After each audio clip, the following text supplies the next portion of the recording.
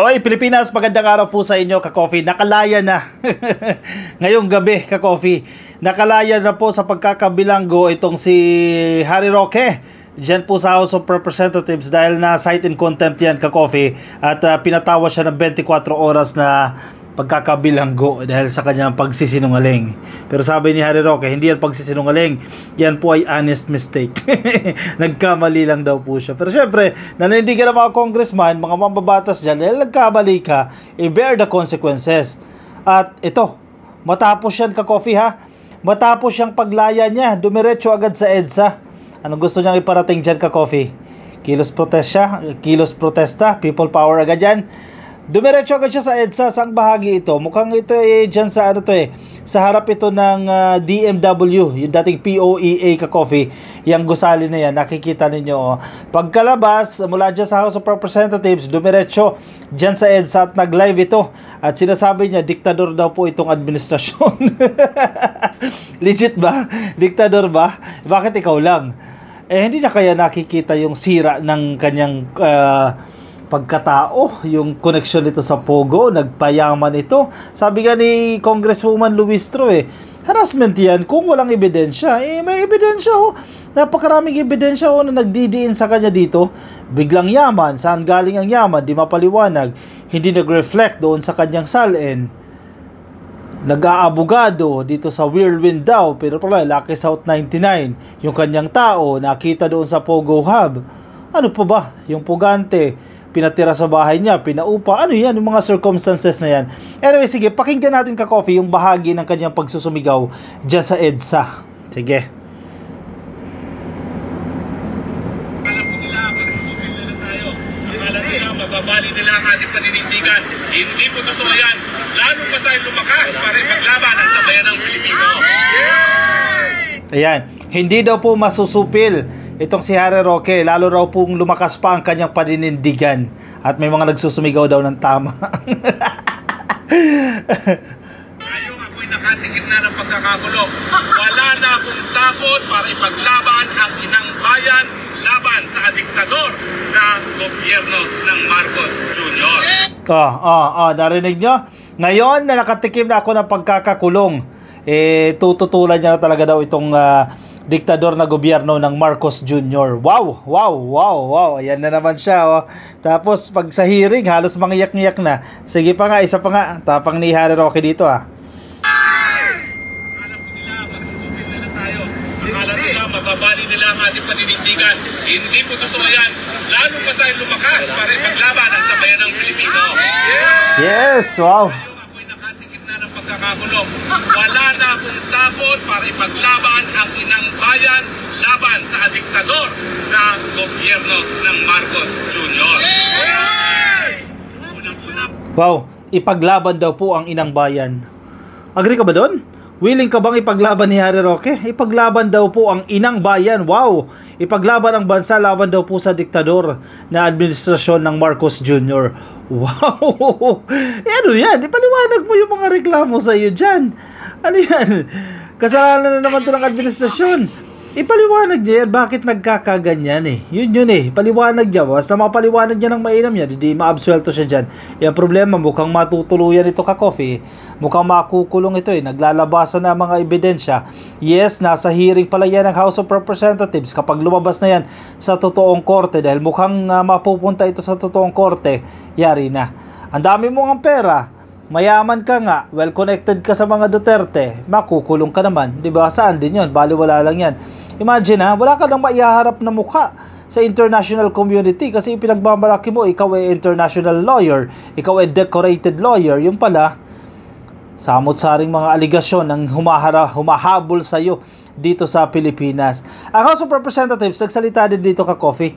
Ayan, kung inyo makikita, sama ng titig dito ni Harry Roque, inagalit niya si Harry Roque. Sabi po sa headline ng Politico.com, Harry Roque to face stiffer penalty if he commits another contemptible act. Sabi po ng isang leader dyan po sa House of Representatives, dyan sa Quad Committee na nag-iimbestiga dito. Mas mahigpit daw po, mas stiff, mas mabigat po na penalty ang ipapataw kay Harry Roque sa oras na magsinungaling na naman ito at maging disrespectful na naman ito sa pagdinig dyan sa House of Representatives. Kung ngayon, 24 oras lang yan, baka mas matagal-tagal pa.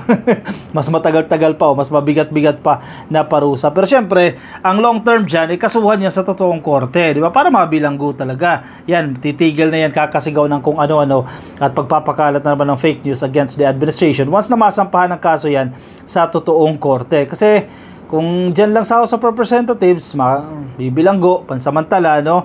Isa-cite in contempt yan, pero saglit lang yan, di ba? Gusto natin makita yan na singilin siya sa mga kasalanan niyang ginawa. Leaders of the Quad Committee of the House of Representatives issued a stern warning to former presidential spokesperson Harry Roque that the penalty against him would be harsher should he commit another contemptible act. Sige, magsinungaling ka pa dyan at mas matinding penalty ang ipapataw sa iyo. Kasi akala ni Harry Roque, sabi nga ni Congressman Ron Salo, you're trying to fool us. Ano sa tingin nyo sa amin? Kakapanganak lang namin kahapon. Yan ang tingin sa kanya. Mababa kasi ang tingin ni Harry Roque sa mga mambabatas dyan. Kasi akala niya, siya ang pinakamatalino. Diba? Ang problema, kay Congresswoman Luistro nga lang, yung babae na nag-interpellate sa kanya Hindi siya makaporma Andiyan yung mga ebidensya patong-patong na papel, iniisa-isa siya dyan, wala na siyang lusot dyan Kung meron pang isang magaling na abogado yung Gutierrez, Attorney Gutierrez, representative, nakalimutan ko lang kung ano yung distrito na kanyang nire-represent. Magaling din ka, Coffee. So hindi mo pwede sabihin na ikaw ang pinakamagaling dyan at didiktahan mo ang komite kung paano tatahakin itong investigasyon na ito, kung anong route ang tatahakin nitong mga mambabatas. Kasi if you remember, kung nagpadala lang ang House of Representatives dito sa gustong gawin ni Roque, gusto niya kasi mag-present, meron siyang inandang presentation. Buti na lang, sabi ni Chairperson Barbers, ididesisyon na natin yan at titingnan natin yan in due time, hindi sa oras ng hearing na yan. Kasi kung siya magsasalita, may mga presentation siya dyan, baka ma-influence niya na naman yung isasagawang hearing dyan. At ano niya yan narrative niya yan di ba? Mag-feed siya ng information. Ako, hindi naman ganoon. Na-control niya na itong pagdinig na yan. Matalino matalino dumiskarte, pero hindi siya nalulusutan. Mas marami yung mas matalino sa kanya. More heads are better than one, ika nga. The warning follows the Quad Committee's unanimous decision to cite Roque in contempt and detain him for 24 hours as punishment for not attending the August 16 hearing in Bacolor, Pampanga. Ang argumento ni Harry Roque dyan, bakit nyo ako i-detain? Umabsent lang naman ako sa hearing. Hindi yun hindi yun yung usapin Kaya ka dinitain dahil nagsinungaling ka. Sabi mo, meron kang hearing, meron kang court hearing at hindi ka makakarating. Yun pala, hindi naman pala. Pinatunayan ng korte na hindi totoong may hearing ka that time at hindi ka pumunta dyan. Yun ang dahilan kung bakit siya isinite in contempt. Hindi dahil hindi siya dumalo sa hearing. Kung hindi, dahil nagsinungaling siya. Surigao del Norte Representative Robert Ace Barbers, the overall chairperson of the Quad Committee, made it clear that the panel is ready to take stronger action if Roque commits another contemptible act in an interview on Friday. Kala niya tapos na. Hindi pa tapos to, Ka-Coffee. Medyo mahaba-habang investigasyon pa yan ang magaganap, ang isasagawa dyan sa House of Representatives, and not to mention the Senate. Ang Senado, sa Monday, may hearing agad. Si Cassandra Ong, sasalang. Naku po, si Cassandra Ong na. Yan ang yan ang may direct connection dito kay Harry Roque. Sila yung nag-uusap. Si Cassandra Ong yung nagbabayad kay Harry Roque bilang kanyang, anong tawag natin dyan, suhol ba yan? O professional fee. Sige, pagandahin natin. Professional fee yan dahil sa pag-aabogado o pagtulong nito ni Harry Roque. Pagtulong pakikipag-usap sa PAGCOR at kung ano pa pong intervention ang ginagawa niya para mas mapadali itong operasyon ng Pogo. Si Cassandra Ong, haharap yan, Ka-Coffee, sa pagdinig ng Senado sa Martes. So, lipat muna tayo mula sa Quadcom. Sige, lipat tayo dito sa investigasyon na yan dyan sa Senado naman. Last week, Roque informed the Quad Committee in a letter that he would not attend the August 16 hearing due to scheduled appearance at the Manila Regional Trial Court. Isa pang problematic yan yung sinasite dito ni Congressman Dan Fernandez Bakit hindi mo sinabi ko anong branch ng Regional Trial Court yan? Para hindi namin ma-verify. Ano yan? Intentional ba yan o nagkamali lang? Hindi raw po intentional, sabi ni Roque. However, a certification from the RTC's clerk of court showed that Roque had no scheduled hearings on the said date. The certification indicated that Roque's court appearance was actually held on August 15, contradicting his excuse. Pero sabi niya, yan daw po honest mistake na yan.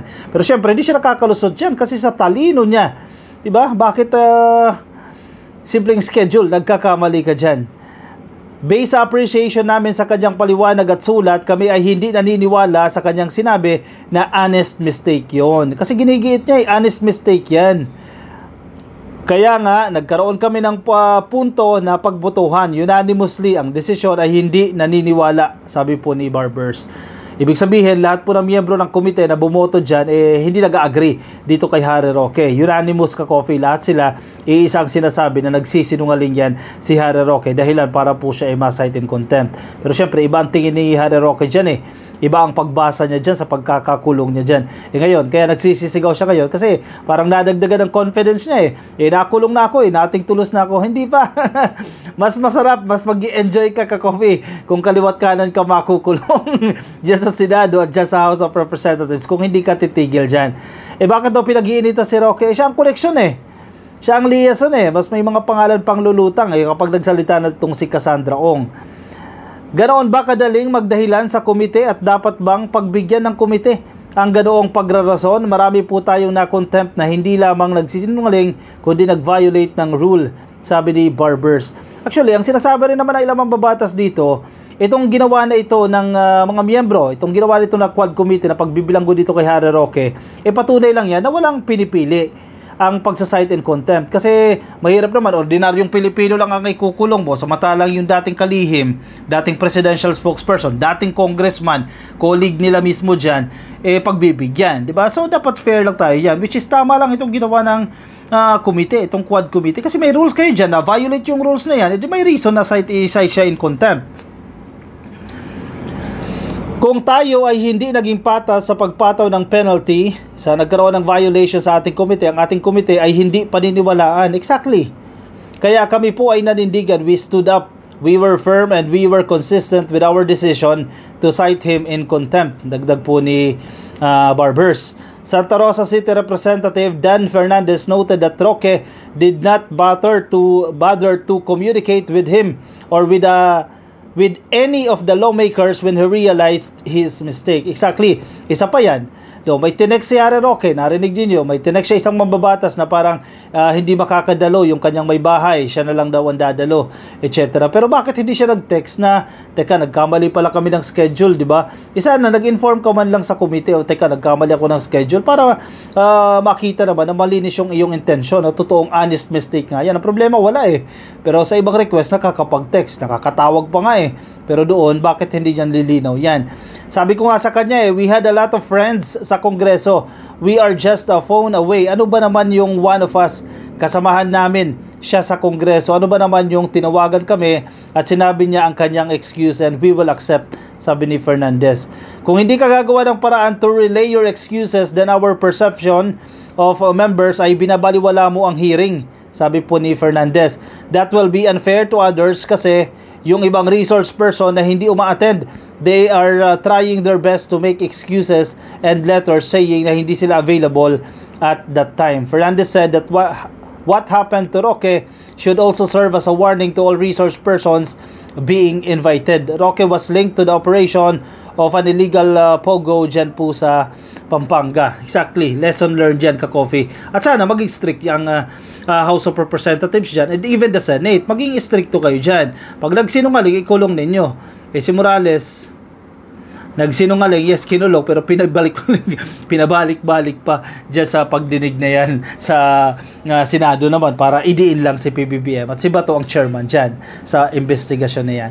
Marami tayong aabangan ka-coffee next week. Marami tayong hihintayin dyan sa hearing na yan dahil may bagong key resource person itong si Cassandra Ong. Yan, lalabas na yan ka-coffee at hindi siya makakahindi dyan dahil ang Senado ang magte-take custody muna pansamantala dito kay Cassandra Ong dahil may existing itong subpina dahil sa hindi niya pagdalo sa mga investigasyon dyan sa Senado. So may existing silang subpina dyan at dyan muna siya mag-staycation muna hanggang dumating po yung hearing na yan sa 27 daw ang hearing tama ba?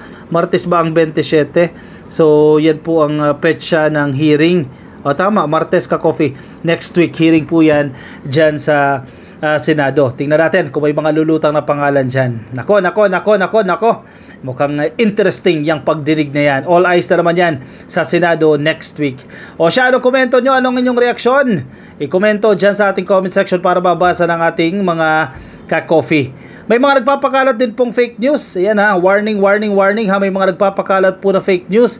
Patungkol naman po dyan sa, patungkol pa rin dito sa Pogo na isang halimbawa dyan, yung si Alice Guo kasama si Senator Risa Ontiveros, yan po fake news.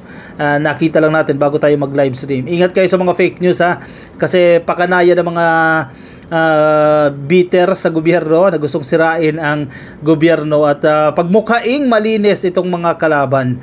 O siya, sige, paalam muna sa inyo ka-coffee. Comment kayo dyan ang inyong reaction dyan sa ating comment box para mabasa ng iba nating mga ka-coffee. Ako yung magpapaalam sa inyo. Maraming salamat po kung nasa Facebook po kayo. Pasuyo na lang ka-coffee. Please follow and like sa Facebook.